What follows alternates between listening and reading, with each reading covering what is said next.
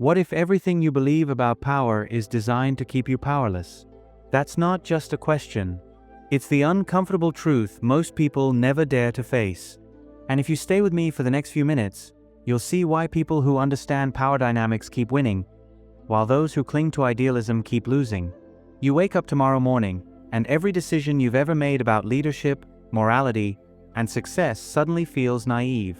The comfortable myths you've constructed around doing the right thing crumble like ancient parchment in your hands. This isn't a nightmare. This is the moment you discover that everything you thought you knew about power was carefully crafted to keep you powerless. Picture this. You're standing at the edge of a chasm that separates two worlds.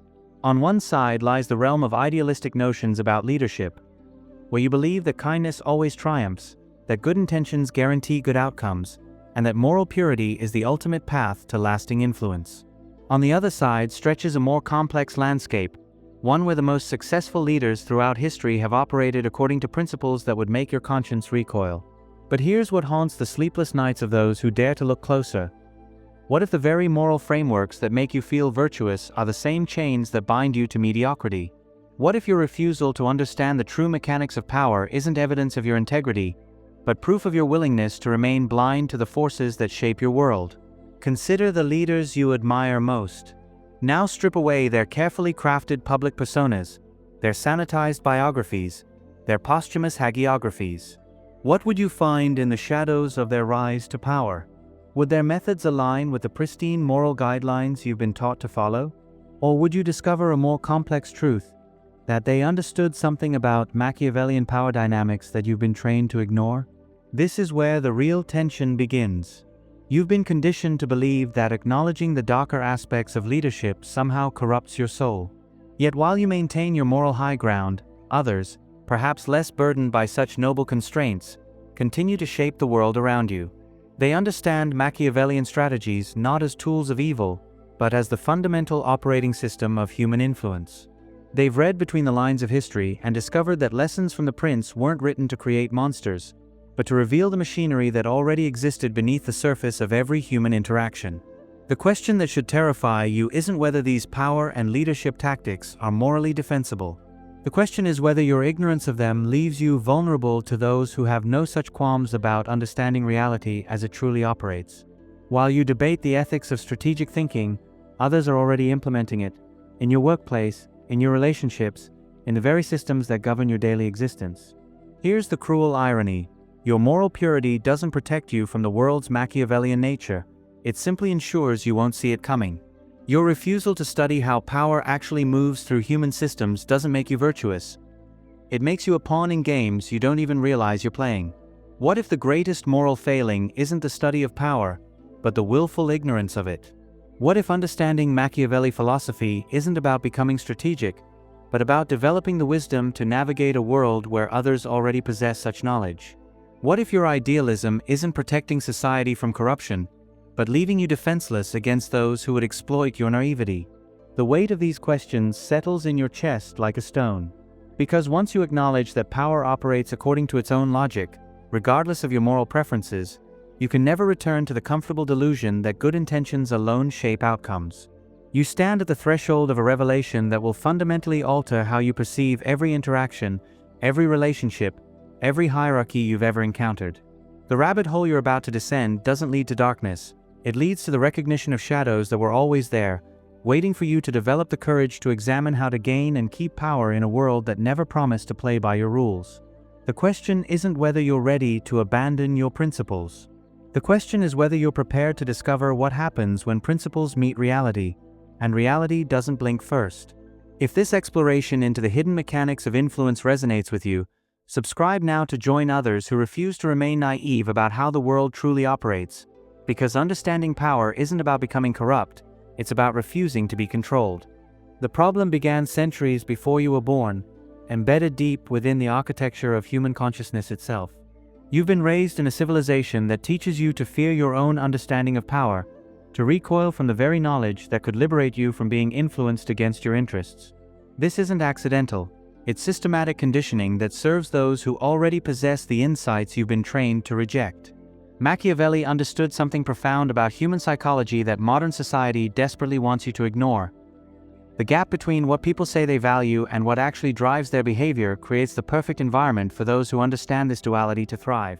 While you're taught to believe in the noble rhetoric of leadership, others are studying the psychological mechanisms that determine who actually rises to positions of influence. The conditioning runs deeper than you realize. From childhood, you're presented with sanitized stories of heroic leaders who supposedly achieved greatness through pure virtue and moral clarity. These narratives serve a specific psychological function. They keep you focused on idealistic aspirations while blinding you to the actual mechanics of influence. You learn to associate any study of strategic thinking with moral corruption, creating a mental barrier that protects the existing power structures by ensuring you won't develop the awareness to challenge them. This psychological programming operates on multiple levels simultaneously. On the surface, you're encouraged to be authentic and transparent. Qualities that, while admirable in personal relationships, can become fatal vulnerabilities in competitive environments. Meanwhile, those who understand Machiavellian psychology of influence recognize that authenticity without strategic awareness is simply another word for predictability. They understand that your moral certainties become the very leverage points through which you can be influenced. The philosophical roots of this conditioning trace back to a fundamental misunderstanding about the nature of human motivation. You're taught to believe that people are primarily driven by rational considerations and noble intentions. This creates a cognitive blind spot that prevents you from recognizing how often decisions are actually driven by fear, insecurity, tribal loyalty, and the desperate human need for social status and recognition. Machiavelli's greatest insight wasn't that humans are evil. It was that they're predictably self-interested, and that this predictability creates patterns that can be understood and navigated. Leadership lessons from Machiavelli reveal that successful influence isn't about changing human nature. It's about working with it as it actually exists, not as you wish it would exist. The psychological trap deepens when you consider how this moral programming affects your own self-perception.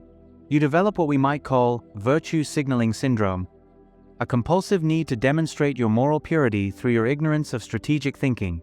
This becomes a form of performative powerlessness, where your refusal to understand influence becomes proof of your goodness. You wear your naivety like a badge of honor, never recognizing that it makes you an ideal target for those who have no such limitations. But the most devastating aspect of this conditioning is how it creates learned helplessness around your own agency. When you refuse to study how influence actually works, you unconsciously surrender your ability to shape your own circumstances. You become reactive rather than strategic, responding to forces you don't understand rather than learning to navigate them with intention and wisdom. The philosophical tragedy here is profound. In your attempt to remain morally pure, you actually abdicate the very responsibility that true morality demands. If you have the capacity to understand how power operates but choose not to develop that understanding, you're not protecting the world from corruption. You're simply ensuring that those with fewer moral constraints will shape the environment in which you and everyone you care about must live. This creates a vicious cycle where the most ethically minded individuals deliberately handicap themselves, while those with more flexible moral frameworks continue to accumulate influence. The result isn't a more moral world. It's a world where moral people consistently find themselves on the sidelines, wondering why their good intentions don't translate into meaningful change. The psychological defense mechanisms you've developed to protect your moral self-image have become the very barriers preventing you from developing the competence necessary to actually implement your values in the real world. You've confused moral purity with moral effectiveness, never recognizing that understanding power dynamics isn't about becoming calculating. It's about developing the wisdom to recognize strategic thinking when it's being used against you. Machiavelli quotes and meaning point toward a deeper truth. The refusal to understand power doesn't make you innocent, it makes you complicit in your own powerlessness. Every time you choose ignorance over understanding, you're not taking a moral stand. You're making a strategic choice that benefits those who have no such qualms about studying the true nature of human influence. The question that should haunt your sleepless nights isn't whether studying power corrupts the soul. It's whether your willful ignorance of power creates the very conditions that allow corruption to flourish unchecked around you. The consequences of your strategic blindness ripple through every aspect of your existence in ways so subtle you've never connected them to their true source. Decisions are being made about your future by people who understand exactly what you've chosen not to learn. They're shaping the trajectory of your career, your relationships, and your opportunities using knowledge you've been conditioned to fear. Consider your workplace. that supposedly meritocratic environment where hard work and talent should determine success. Yet you've watched countless times as less competent individuals advance while more capable people remain stagnant. You attribute this to unfairness, to office politics, to broken systems. But what if the real explanation is simpler and more disturbing? What if those who advance understand something about organizational dynamics that you've never bothered to study? They recognize that advancement isn't determined by objective performance metrics, but by the ability to manage perceptions, build strategic alliances, and position themselves favorably within the informal power structures that actually govern organizational life. While you focus on doing excellent work, they focus on ensuring that their excellent work is noticed, remembered, and attributed correctly. While you avoid office relationships to maintain professional purity, they understand that isolation is career suicide in environments where influence flows through human connections. The pattern extends far beyond professional settings. In your personal relationships, you've likely experienced the frustration of watching someone you care about repeatedly choose partners who treat them poorly while ignoring more suitable options. You explain this as bad taste or low self-esteem, never recognizing that you're witnessing the operation of psychological principles that Machiavellian psychology of influence mapped out centuries ago. Those who mistreat others often understand intuitively that humans are drawn to what challenges them and take for granted what comes easily. They create artificial scarcity around their attention and affection, triggering psychological responses that your more straightforward approach simply cannot generate. Your honesty and consistency, while morally admirable, fail to create the emotional intensity that drives deep human attachment. You're playing by rules that don't match the game being played. The economic consequences of your strategic ignorance compound over time in ways that reshape your entire life trajectory. While you focus on developing technical skills and expertise, others recognize that financial success depends more on understanding markets, negotiation, and the psychology of value perception. They understand that wealth isn't created by being the most competent person in the room. It's created by understanding how to position competence within systems of exchange that reward specific types of value creation. You've been taught to believe that focusing on money is somehow ignoble, that true fulfillment comes from pursuing your passion regardless of financial considerations. But this noble sentiment becomes a trap when you realize that financial stress and economic insecurity create psychological conditions that make it nearly impossible to pursue higher purposes effectively. Your moral purity around money doesn't protect you from its absence. It simply ensures you'll spend your energy managing scarcity instead of creating abundance. The social consequences cut even deeper. In a world where influence determines which voices are heard and which perspectives shape public discourse, your refusal to understand power dynamics means your values and insights remain perpetually marginalized. You complain about the state of society while simultaneously refusing to develop the skills necessary to influence its direction. You remain a critic rather than becoming a creator, a reactor rather than an initiator. Your relationships suffer from a different kind of blindness. You approach human connections with the assumption that authenticity and good intentions are sufficient to create deep bonds. You fail to recognize that humans are social creatures whose behavior is governed by complex psychological dynamics that operate largely below the level of conscious awareness. Trust isn't built through moral declarations, but through demonstrated competence in understanding and navigating social complexity. The most tragic consequence is how this ignorance affects your ability to protect those you care about. Parents who refuse to understand power dynamics raise children who are vulnerable to influence. Friends who avoid studying power become unable to recognize when their loved ones are being exploited. Partners who pride themselves on moral purity often fail to provide the leadership and protection that relationships require to thrive in challenging environments. Your noble refusal to study how power operates doesn't create a more innocent world. It creates a world where innocence becomes a liability. Every day that you remain strategically naive is another day that others are developing the capabilities to shape circumstances according to their preferences rather than yours. Your moral high ground becomes a prison that prevents you from developing the competence necessary to implement your values in practical ways. The most disturbing realization is this: your strategic ignorance isn't protecting anyone from corruption, it's simply ensuring that corrupt individuals face no sophisticated opposition. While you maintain your purity, they continue to refine their understanding of human psychology and organizational dynamics. The gap between their capabilities and your idealistic limitations grows wider each day, creating conditions where their influence becomes increasingly difficult to challenge or counteract. The moment you stop apologizing for your desire to understand power is the moment you begin to reclaim agency over your own existence. This isn't about abandoning your values, it's about developing the strategic competence necessary to implement those values in a world that operates according to its own complex logic. The transformation begins when you recognize that studying power dynamics isn't moral corruption, it's moral responsibility. Machiavelli's revolutionary insight was that effectiveness and ethics aren't inherently opposed. They're simply operating on different timescales. Short-term moral purity might feel virtuous, but long-term moral impact requires strategic thinking that can seem morally ambiguous in the moment. When you understand this temporal dimension, you begin to see that the most ethical choice is often the one that requires you to engage with power rather than avoiding it. The first step toward liberation is developing what we might call strategic empathy, the ability to understand how others actually think and feel rather than how you wish they would think and feel. This means studying human psychology not to influence others against their interests, but to understand the real motivations that drive their behavior. When you can accurately predict how someone will respond to different approaches, you can choose methods that achieve your goals while respecting their fundamental humanity. Consider how this applies to leadership. Traditional approaches teach you to inspire others through moral appeals and logical arguments. But Machiavellian strategies reveal a deeper truth. Humans are motivated more by their perception of their own interests than by abstract principles. Effective leaders learn to align their vision with the genuine needs and desires of their followers, creating win-win situations where doing the right thing also serves people's practical interests. This isn't strategic influence used negatively, it's sophisticated communication that acknowledges how human psychology actually operates. When you understand that people need to feel valued, recognized, and secure before they can embrace higher purposes, you can structure your leadership approach to meet those needs while advancing shared objectives.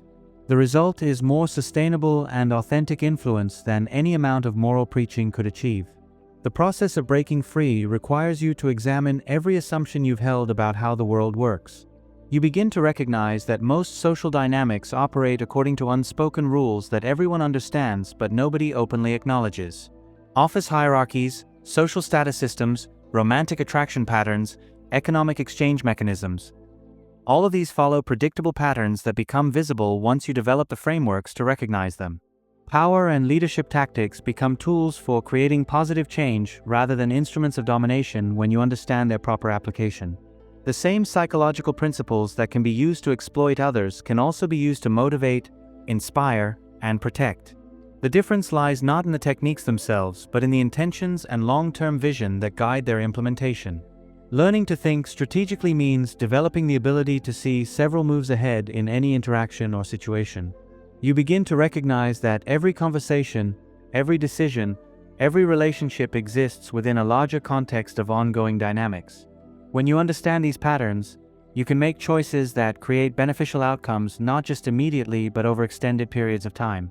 The transformation accelerates when you realize that understanding power actually makes you more ethical, not less. When you can see how your actions will ripple through complex social systems, you become more thoughtful about their consequences. When you understand how easily people can be influenced, you become more responsible about the influence you choose to exert. Knowledge of power creates accountability that ignorance never could. How to gain and keep power becomes less about personal aggrandizement and more about developing the capability to create positive change in environments that resist change. You learn to work with human nature rather than against it, finding ways to make beneficial outcomes feel natural and desirable rather than imposed from outside. The breakthrough comes when you realize that Machiavelli philosophy isn't about becoming calculating, it's about becoming effective. It's about developing the wisdom to navigate complex situations where multiple competing values and interests must be balanced. It's about learning to achieve good outcomes through sophisticated understanding rather than naive hoping. This new perspective transforms every aspect of your experience. In professional settings, you begin to see opportunities for leadership and influence that were previously invisible. In personal relationships, you develop the ability to understand and respond to underlying needs that people might not even be aware of themselves. In social situations, you recognize the deeper currents that determine group dynamics and individual behavior. The most profound shift occurs when you realize that this knowledge doesn't corrupt you, It liberates you from being unconsciously controlled by forces you didn't understand. Instead of being at the mercy of others who possess strategic awareness, you develop your own capacity to shape circumstances according to your values and vision. You're not becoming calculating, you're becoming free. Free from the naive assumptions that kept you powerless. Free from the moral constraints that served others' interests more than your own principles. Free to implement your values in the real world rather than just talking about them in idealistic terms. The student of power doesn't abandon ethics. They develop the competence necessary to make ethics effective in environments where good intentions alone have never been sufficient to create lasting change. Here lies the ultimate revelation that will forever change how you perceive your place in the human drama. Power was never the opposite of virtue, it was virtue's most necessary instrument. The greatest moral tragedy of your generation isn't the corruption of those who seek power, but the self-imposed impotence of those who possess virtue but lack the strategic wisdom to implement it effectively in the world. You've been living under an illusion so complete that recognizing it feels like awakening from a lifelong dream. The illusion is this: that goodness and effectiveness exist in separate realms, that you must choose between being moral and being influential, that studying power somehow contaminates the purity of your intentions. But this false dichotomy has been the source of more suffering than any Machiavellian strategy ever could be. The truth that Machiavelli understood, and that every effective leader throughout history has discovered, is that virtue without power is merely personal therapy, while power without virtue becomes destructive force. The synthesis of these elements, strategic wisdom guided by genuine moral purpose, represents the highest form of human development. This is what leadership lessons from Machiavelli actually teach. Not the abandonment of ethics, but their transformation into practical wisdom. Consider the profound implications of this realization. Every moment you spend avoiding the study of influence is a moment when someone with less noble intentions grows more capable of shaping the world according to their vision rather than yours. Your moral purity doesn't protect society from corruption. It simply ensures that corrupt individuals face no sophisticated resistance from those who could provide ethical alternatives. The most devastating recognition is how this dynamic has shaped the trajectory of human civilization itself. Throughout history, the most ethically minded individuals have consistently marginalized themselves by refusing to develop the strategic capabilities necessary to compete with those who have no such moral constraints. The result hasn't been a more virtuous world, but a world where virtue remains perpetually powerless while questionable actors accumulate the influence necessary to determine social direction. This isn't a call to abandon your principles. It's a call to develop the competence necessary to implement them effectively. When you understand Machiavellian power dynamics, you don't become calculating. You become liberated from being unconsciously influenced by others. You don't sacrifice your authenticity. You develop the strategic wisdom to express that authenticity in ways that create actual change rather than merely personal satisfaction. The transformation occurs when you realize that every great moral leader in history, from those who ended slavery to those who advanced human rights, succeeded not because they avoided power, but because they understood how to accumulate and deploy it in service of their values.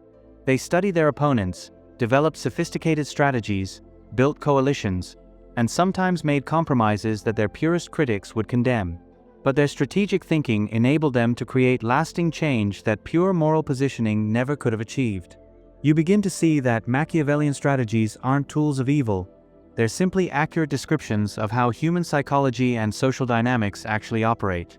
When you understand these patterns, you can use them to create beneficial outcomes just as easily as others use them for self-serving purposes. The difference lies not in the techniques but in the long-term vision that guides their application. The ultimate recognition transforms your relationship with every interaction you'll ever have. You realize that you've been living in a world where everyone else was playing chess while you insisted on playing checkers, wondering why you kept losing despite following all the rules you were taught. Now you can see the entire board, understand the real rules of the game, and make moves that actually advance your position rather than merely expressing your good intentions. This awareness doesn't corrupt you, it completes you. You become capable of honoring both your moral convictions and your practical effectiveness. You can remain true to your deepest values while developing the strategic sophistication necessary to implement those values in a world that has never promised to accommodate idealistic preferences. The final, most liberating realization is this: your refusal to study power was never about protecting your morality, it was about protecting your ego from the uncomfortable recognition that you had been naive.